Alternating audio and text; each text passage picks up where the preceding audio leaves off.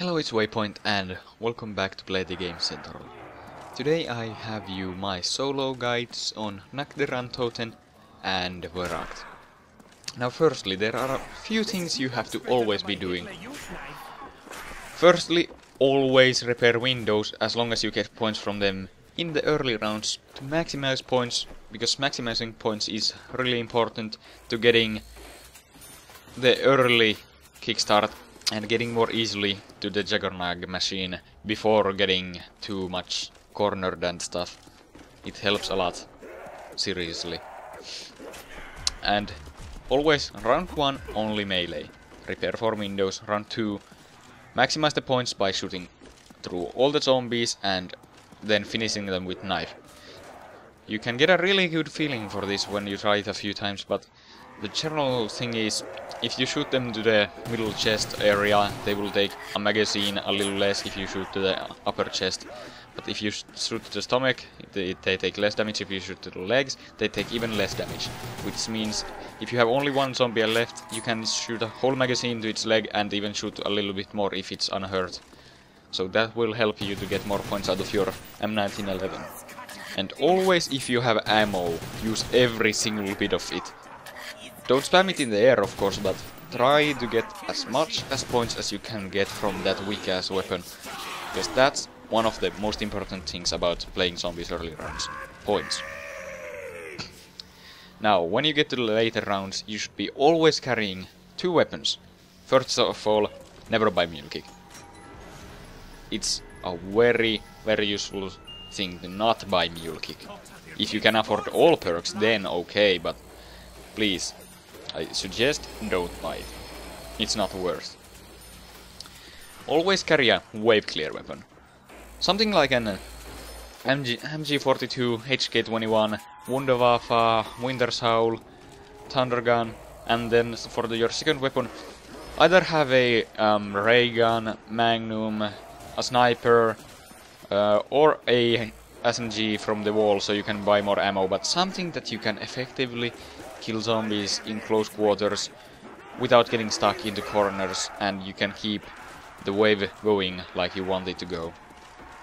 And also, gathering the zombies into a group or training, it is a slightly cheap tactic, but it's the most effective tactic, so that's what you should be doing. You just can't go solo without training for over 20 rounds pretty much. It's almost impossible.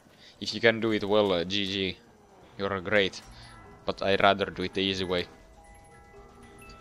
Now firstly, for Nacht, the strategy, because the map is simple, the strategy is simple. What you do is don't buy weapons. If you are feeling funny, just buy the car 98k and pop some heads, because that's always relaxing.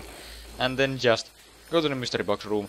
And there are 2 ways you can do this, of course. You can go through the help door, or the more preferred, go through upstairs and get down from there, which will help you to make the train in the box area location. Because the zombies are spawning in a continuous line on the wall, basically, that there is a one safe side you can rely on to not have zombies, which makes things a lot more easier.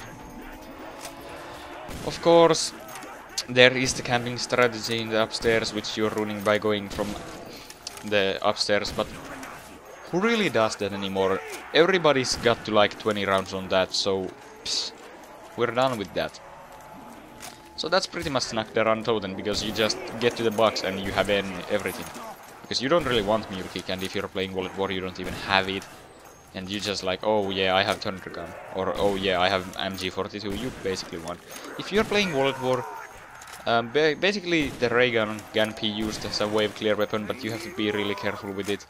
And I would recommend not using it as a running weapon in World War, because I don't know, I got a weird feel for it, I don't really get why.